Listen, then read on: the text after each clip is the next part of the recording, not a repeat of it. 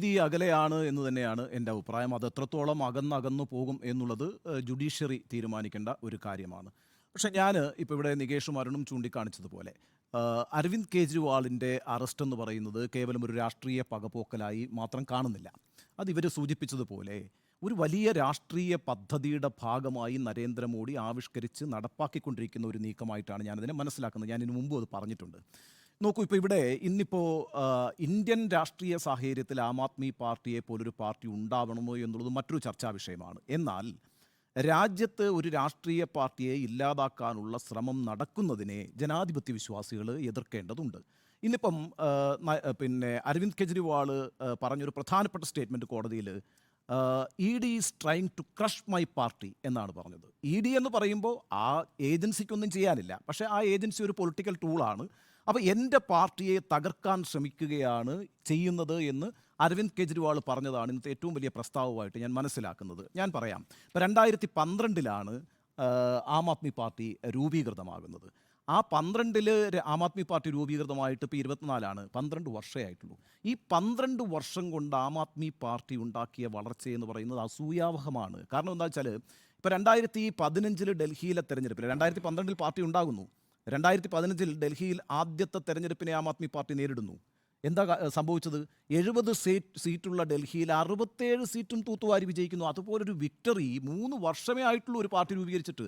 അത്തരമൊരു വിക്ടറി സ്വപ്നം കാണാൻ കഴിയില്ല ഒരു പാർട്ടിക്കും. അത്ര വലിയ നേട്ടമാണ് അവിടെ ആം ആദ്മി പാർട്ടി ഉണ്ടാക്കിയത്. കേവലം 3 സീറ്റുകളിലേക്ക് BJP ഒതുങ്ങി. അങ്ങനെ 70 സീറ്റ് കോൺഗ്രസിന് സീറ്റില്ല. നോക്കൂ, 2015 ആ തെരഞ്ഞെടുപ്പിന് ശേഷം 2019 ലോക്സഭാ തെരഞ്ഞെടുപ്പ് നടക്കുന്നു. ലോക്സഭാ തെരഞ്ഞെടുപ്പ് നടക്കുമ്പോൾ ഡൽഹിയിൽ തൂത്തുവാരി BJP വിജയിക്കുന്നു.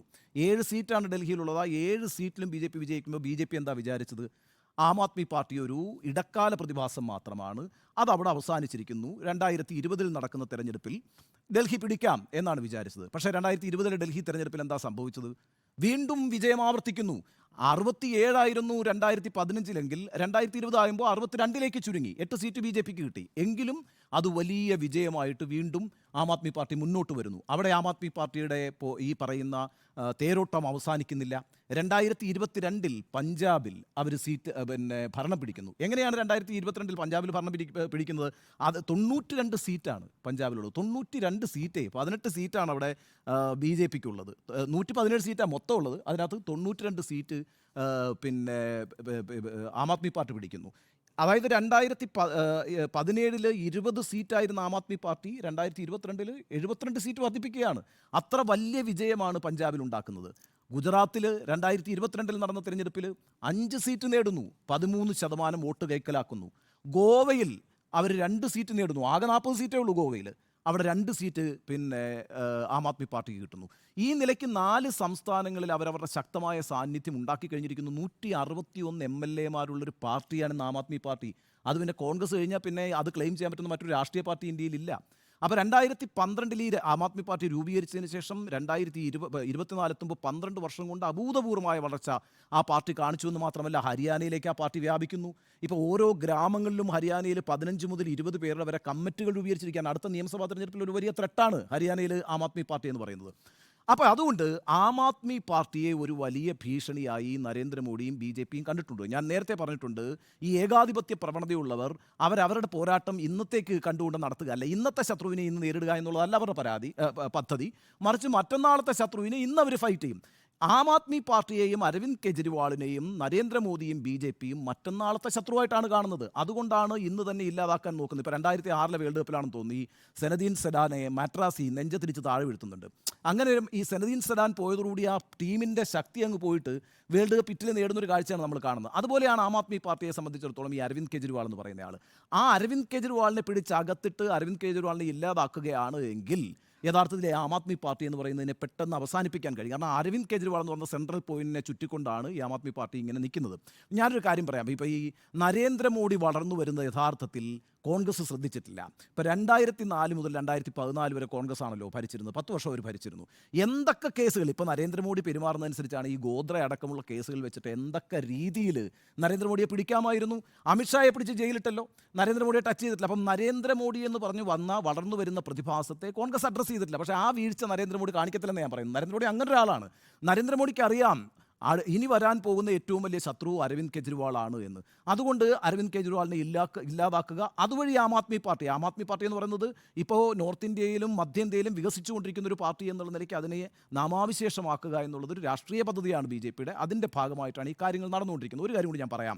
നോക്കൂ, ഇപ്പോൾ ഈ ഓപ്പറേഷൻ ലോട്ടസ് ഒക്കെ നടക്കുന്നതിൻ്റെ ഭാഗമായിട്ടാണ് ഇപ്പം അരവിന്ദ് കെജ്രിവാളിനെ പിടിച്ചകത്തിട്ടിരിക്കുന്നു. ഇനിയിപ്പോൾ പഞ്ചാബിൽ ഇന്നിപ്പോൾ നേരത്തെ നികേഷ് സൂചിപ്പിച്ചതുപോലെ അവരുടെ ലോക്സഭാ MP ആയിട്ടുള്ള സുശീൽ കുമാർ റിങ്കു ഇന്ന് ആ പാർട്ടി വിട്ട്, അയാൾ ഏറ്റവും വലിയ ഒരു പോരാളിയായിരുന്നു ലോക്സഭയിൽ ആം ആദ്മി പാർട്ടിയുടെ. ഏക MP-യുമാണ്. അതായത് 2019 നടന്ന പഞ്ചാബിലെ ലോക്സഭാ തെരഞ്ഞെടുപ്പിൽ ഒരൊറ്റ സീറ്റ് പോലും ആം ആദ്മിക്ക് കിട്ടിയിട്ടില്ല.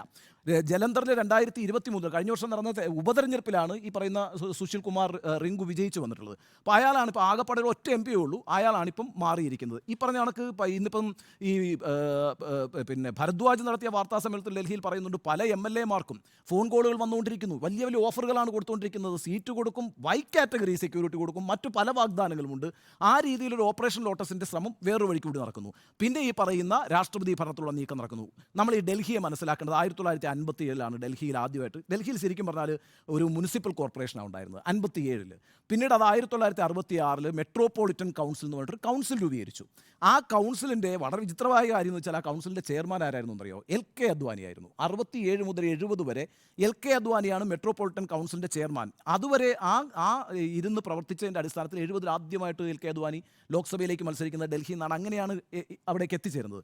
യഥാർത്ഥത്തിൽ 91 ഡൽഹിക്കൊരു യൂണിയൻ ടെറിട്ടറി സ്റ്റാറ്റസും പ്ലസ് അസംബ്ലി കൂടി ഉണ്ടാകുന്നത്. ആ അസംബ്ലി ഉണ്ടാകുന്നത് 91 മാത്രമാണ്.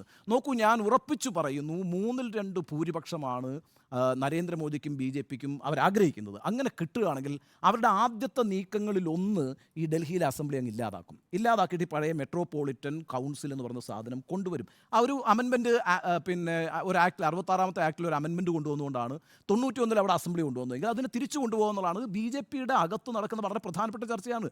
ഡൽഹിയിൽ ഇനി അസംബ്ലി വേണ്ട. അതായത് ഡൽഹിയിൽ എപ്പോൾ വേണമെങ്കിലും സർക്കാരുകൾ മാറി മാറി വരാം.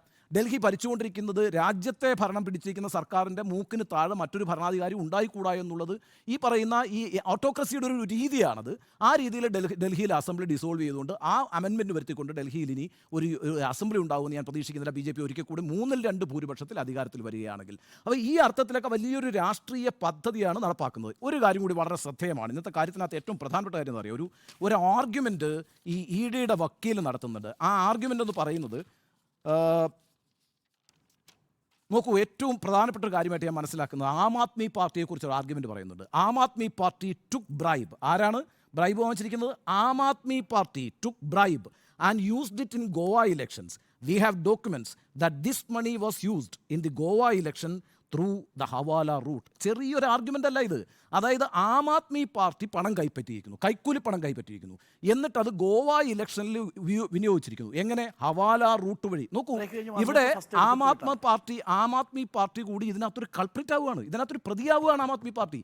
ഇത് സ്ഥാപിക്കാൻ കഴിഞ്ഞാൽ ഞാൻ ആശങ്കപ്പെടുന്നത് ആം ആദ്മി പാർട്ടിക്ക് അതിൻ്റെ അതിൻ്റെ ഒരു പൊളിറ്റിക്കൽ റെക്കഗ്നിഷൻ കിട്ടുമോ എന്ന് പോലും എനിക്ക് സംശയമുണ്ട്. കാരണം വെച്ചാൽ ഇത് അവസാനിക്കില്ല, അരവിന്ദ് കെജ്രിവാൾ അവസാനിക്കില്ല, ആം ആദ്മി പാർട്ടിയും കൂടി ഇതിനകത്ത് പ്രതിയാക്കുന്നു. അങ്ങനെ പ്രതിയാക്കി ഹവാല റൂട്ടിലൂടെ പണം ചിലവഴിച്ച് കൈക്കൂലി സംഘടിപ്പിച്ചിട്ടുള്ള ഒരു പാർട്ടിയാണ് എങ്കിൽ അതിൻ്റെ പൊളിറ്റിക്കൽ റെക്കഗ്നിഷനെ സംബന്ധിച്ച് എനിക്ക് ആശങ്കയുണ്ട്. അതുകൂടി തകർക്കാനുള്ള നീക്കം നടക്കുന്നുണ്ട്. ഇപ്പോൾ ഈ ഒരു ഘട്ടത്തിൽ നമ്മൾ ഈ ലോകരാഷ്ട്രങ്ങളുടെ കാര്യങ്ങളൂടി പറഞ്ഞു പോകണം. കാരണം വെച്ചാൽ ഇപ്പോൾ അമേരിക്ക എതിർക്കുന്നത് അല്ലെങ്കിൽ ജർമ്മനിയിൽ നിന്നൊരു എതിർപ്പ് വരുന്നത് ആംനസ്റ്റി ഇന്റർനാഷണൽ എന്ന് പറഞ്ഞ ലോകത്തിലെ ഏറ്റവും റെപ്യൂട്ടഡ് ആയിട്ടുള്ള റെസ്പെക്റ്റഡ് ആയിട്ടുള്ള ഒരു ഹ്യൂമനിസ്റ്റിക് ഒരു ഹ്യൂമൻ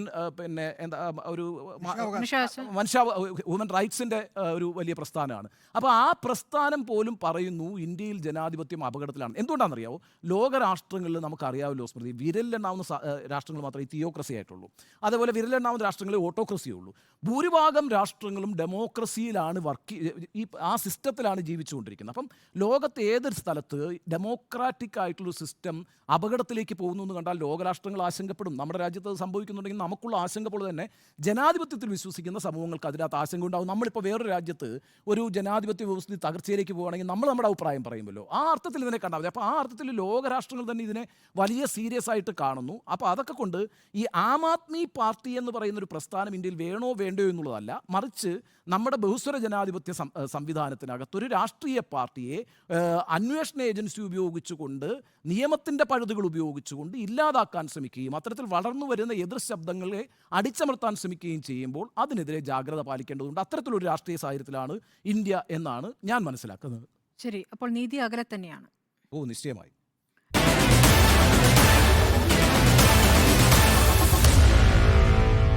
Meet the editors.